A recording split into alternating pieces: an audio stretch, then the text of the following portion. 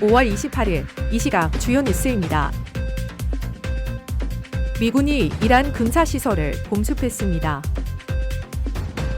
한국부동산원은 5월 넷째 주 들어 서울 아파트 매매와 전세 가격 상승세가 소폭 둔화했다고 밝혔습니다. 이재명 대통령은 전통시장 시설 현대화와 온라인 유통 플랫폼 활성화 등 종합 지원 대책 마련을 지시했습니다. 정신아 카카오 대표가 사내 게시판을 통해 임금 교섭 불발에 대해 불확실성을 해소하지 못해 송구하다며 공식 사과했습니다. 최승호 위원장은 초기업 노조를 DS 부문과 DX 부문으로 분리해 각 부문의 현안을 반영하겠다고 밝혔습니다. 미군이 이란 군사시설을 공습했습니다. 호르무즈 해협 주변에서 위협을 가하던 이란의 편도 공격 드론 4대를 격추하고 반다르 아바스에 있는 이란 지상 관제소를 공격했습니다. 미국 측은 이번 조치가 방어적 조치였으며 휴전 유지를 위한 것이라고 설명했습니다. 이란 혁명수비대는 미국 유조섬과 대치 상황이 있었다고 밝혔습니다. 도널드 트럼프 대통령은 이란과의 협상에 대해 아직 합의에 도달하지 못했다며 합의 불발 시 군사 공격 가능성을 시사했습니다. 미국과 이란 간 긴장이 고조되고 있는 상황입니다.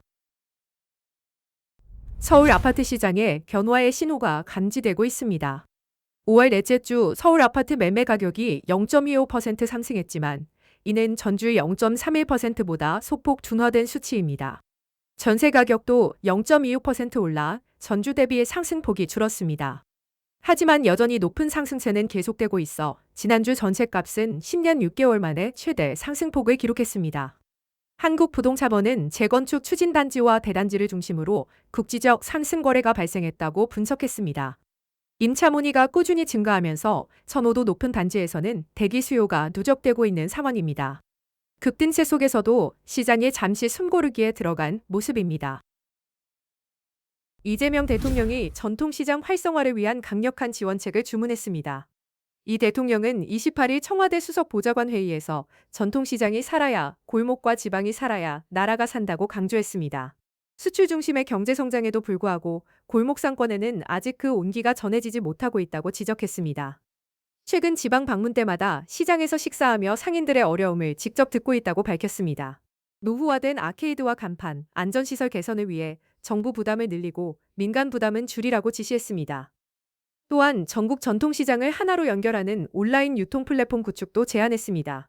균형 있는 경제 성장을 위해 현장 중심의 정책을 속도감 있게 추진하겠다고 밝혔습니다. 카카오가 노사 갈등과 서비스 개편 논란으로 큰 변화를 맞고 있습니다. 정신아 카카오 대표가 28일 사내 게시판을 통해 임금 교섭 불발에 대해 불확실성을 해소하지 못해 송구하다며 공식 사과했습니다.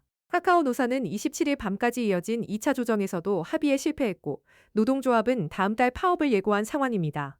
한편 카카오는 사용자 중심 서비스 강화를 위한 조직 개편을 발표했습니다. 기존 프로덕트 조직을 카카오톡과 비즈니스로 분리하고 카카오톡 내에 유저 퍼스트 태스크포스를 신설합니다.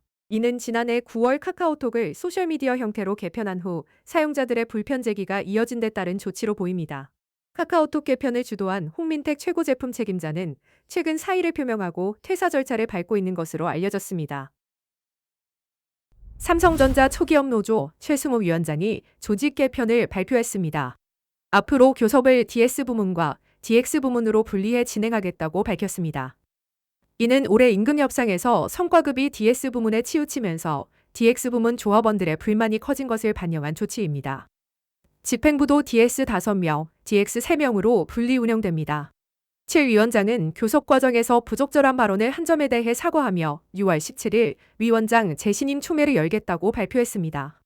삼성전자 노조의 이번 변화가 조합원들의 목소리를 더 잘 반영할 수 있을지 주목됩니다. 연두색 번호판이 부의 상징이 되면서 법인 슈퍼카 탈세가 다시 증가하고 있습니다.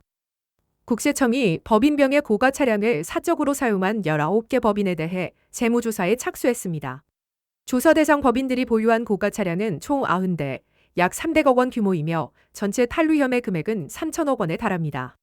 A제조업체는 3억 원 이상 슈퍼카 6대를 포함해 외제차 45대를 법인 명의로 보유하며 유흥비 15억 원을 법인 비용으로 처리했습니다. 비건설업체는 사주 자녀 유학 귀국에 맞춰 3억 원 슈퍼카를 구입해 사적 사용하도록 했고 180억 원 빌딩 매입 과정에서 50억 원 증여세를 신고하지 않았습니다. 국세청은 고의적 세금 포탈 행위 확인 시 조세범 처벌법에 따라 고발 조치할 방침입니다.